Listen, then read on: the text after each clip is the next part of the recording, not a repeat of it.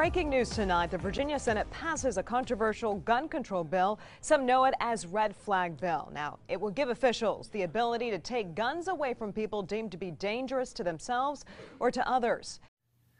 So there it is, guys. 2 days after we gather in Richmond and send a clear message that we will not tolerate their unconstitutional tyranny, they send a message back saying, populace be damned. We're going to go ahead and pass red flag laws because we know it's best for you, and we're going to protect you from these people who mean to do you harm. Like Democrats, right? That's who they're talking about, since Democrats want to do America so much harm. And because Democrats commit the most crime, especially violent crime, that must be what they're talking about. So hopefully they'll go out and disarm all of these Democrats. Well, we know that's not the case. And I wouldn't wish that on Democrats. But we know what these laws are all about. And we know they're not going to be applied evenly. We've seen it in the past. They're going after the people who are statistically the best people in America. And as we've seen over the last few years, as America's become more corrupt, our government's become more bloated, and Democrats have gained more and more power, especially the far left, we see laws being applied unevenly all of the time. Laws specifically used to go after people they consider to be their political opponents. We've seen cases where they target one Christian bakery out of thousands just because that one Christian bakery doesn't want to bake a gay wedding cake. Meanwhile, they say nothing about the thousands of Muslim bakeries out there, none of which would bake a gay wedding cake. Just like we see them going after a Christian family who are white in Texas because they don't want their kid to transition, but they don't say a thing about the thousands or millions of Hispanic families who would lock their kid in a basement the second they thought they might be going gay. They use these laws to target people they consider to be reactionaries or a threat to their power grabs. That is why when Republicans in a certain case tried to call their bluff and say, hey, let's put people who are gang affiliated on your red flag databases, the Democrats dropped the whole thing. So, of course, these laws will not be used to target the people who are committing the most crime. They're not going to go after the gangsters.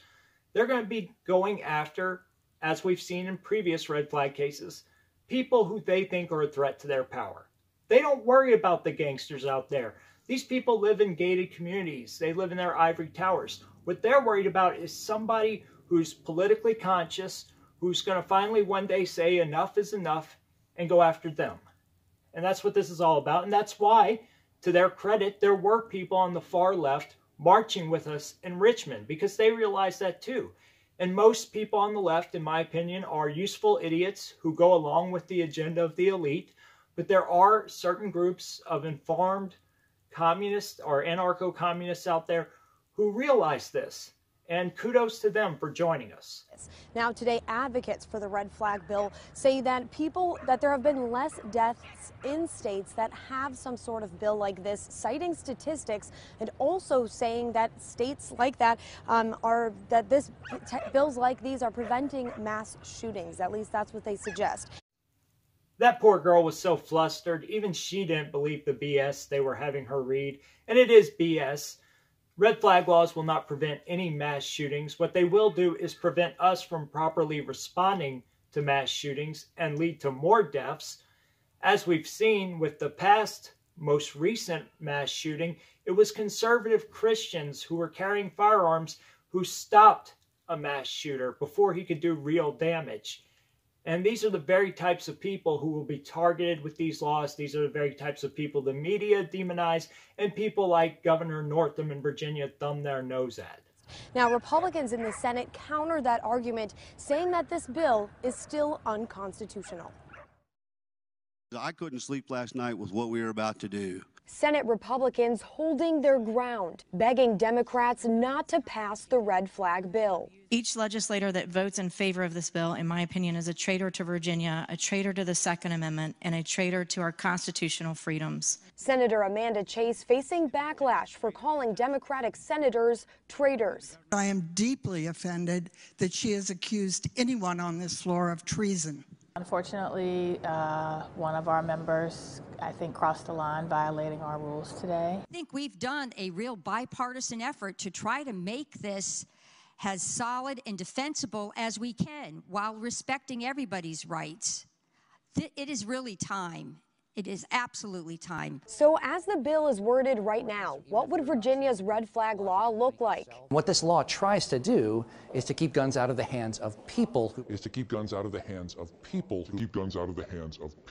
A person could report another person's alleged dangerous behavior to authorities. A person has to say something incriminating, make a threat, start talking in ways that really raise concerns. But some Republicans argue guns would be unlawfully taken away. Red flag supporters say that there is a due process baked into the law, that you do have to appear in a court, that you do have to prove that someone is a danger to themselves and others. They argue that it's still innocent until proven guilty. And there you have it, guys. This is a police state. For the left who complain about the police and this police state that we're living in, they sure love to pass more and more legislation. And what do the police do? Well, they enforce legislation. The left think that answer to every problem is more legislation. In fact, they legislate for problems that don't even exist. And now we have pre-crime. This idea that you can lose your rights for something you haven't done yet. And that's the only function that government is supposed to have, to protect our God-given rights. And maybe it's time that we go back to that. You know, I don't know what we do in Virginia moving forward. I think we should have another rally.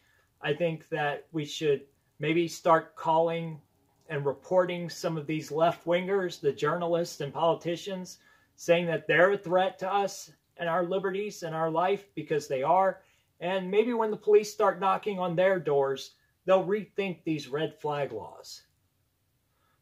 But for now, all we can do is continue to shed light on this issue and hope that over the next few months, we will continue to see true activism in Virginia. I say this all the time, that the right are not activistic enough when we have power. When we have somebody in the White House, we don't see true right-wing revolutionary movements. We see it when Democrats have power. Back during Obama, we had the Bundy Ranch thing. We had the standoff at the wildlife refuge in Oregon. That's true activism. That's putting yourself on the line and being willing to lose your comfort or even your life to defend your God-given rights and stand up for this country. And more people need to be willing to do that. And just by saying stuff like this, I could get put on a list in Virginia and be visited by the police just for saying that we should be willing to risk more and be more activistic. Heck, even before they passed this red flag law, they were visiting people at their homes. They visited one guy right before the rally because he went to the Capitol and scoped out the fenced-in area to make sure that it would be safe for him to attend the rally. And it's all on video, the police showing up at his house. I think his channel is called The Angry Conservative or The Pissed Off American, something like that. Videos out there. But guys, think about this. If you can't say we should be willing to risk everything to defend ourselves against a corrupt government, against a government that has become completely dystopian, like something out of a Philip K. Dick novel where they're enforcing pre-crime, if we're not able to say that openly, is it worth being safe? Is it worth our security? I don't think so. And if it was Trump and his administration going after the journalists who have called for him to be overthrown or posted pictures of him being beheaded by Kathy Griffin, would they feel the same way?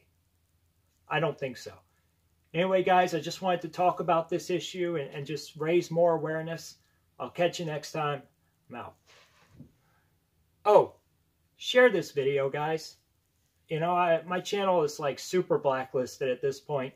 The only way this video will get out there is if you share it. And I'm trying to put out more content for you guys after taking a while off. So do me that favor. I'm out. Thank you, guys.